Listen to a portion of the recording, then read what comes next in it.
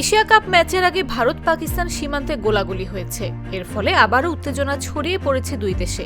ভারতীয় সংবাদ মাধ্যমগুলো দাবি করেছে, শনিবার কাশ্মীরের কুপওয়ারা জেলার নওগাম সেক্টরে নিয়ন্ত্রণ রেখায় ভারত পাকিস্তান সেনাদের মধ্যে গোলাগুলির ঘটনা ঘটেছে।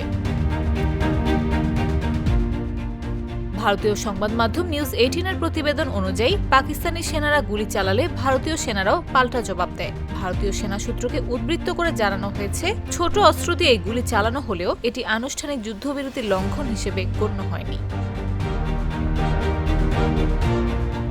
ইন্ডিয়া টুডের তথ্য অনুযায়ী শনিবার স্থানীয় সন্ধ্যা 6:15 দিকে শুরু হয় গোলাগুলি প্রায় 1 ঘণ্টা ধরে চলে, তবে কোনো হতাহতের ঘটনা ঘটেনি। রোববার এশিয়া কাপ 2025-এর সুপার 4-এ মুখোমুখি হচ্ছে ভারত পাকিস্তান। তার আগের দিন সীমান্তে এমন ঘটনা দুই দেশের মধ্যে উত্তেজনা বাড়িয়েছে। প্রতিবেদন অনুযায়ী পাকিস্তানি সেনারা 4 রাউন্ড ছোট অস্ত্রের গুলি ছোড়ে, যার জবাবে ভারতীয় সেনারা প্রায় 20 রাউন্ড গুলি চালায়। ভারতীয় সেনা সূত্র জানিয়েছে, পরিস্থিতি নিয়ন্ত্রণে রয়েছে এবং নজরদারি জোরদার করা হয়েছে। এই বিষয়ে ভারত বা পাকিস্তানের পক্ষ থেকে এখনো আনুষ্ঠানিক কোনো বিবৃতি দেওয়া হয়নি। এর আগে গত 1 সেপ্টেম্বর পুঞ্চ জেলার বালাকোট সেক্টরে নিয়ন্ত্রণ রেখায় ভারত পাকিস্তান সেনাদের মধ্যে গুলি বিনিময়ের ঘটনা ঘটে।